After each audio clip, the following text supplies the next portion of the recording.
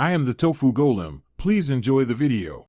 You start by enabling Bluetooth on your Android and putting the Apple keyboard into pairing mode.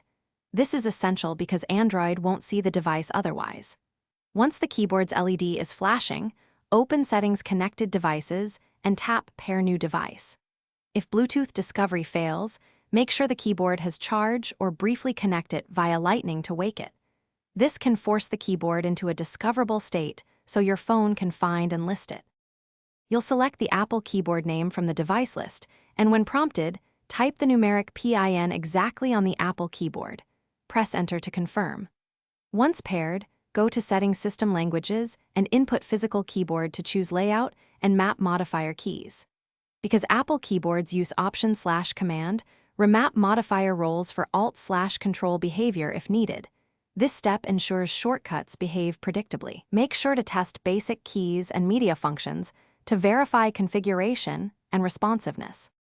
You finish by optimizing key behavior. Install a trusted remapping app if you need Command/Alt swapped or special symbols. Once done, test typing and shortcuts across apps.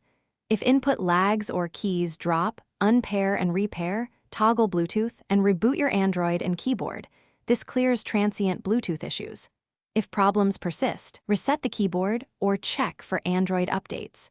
Compatibility fixes often arrive.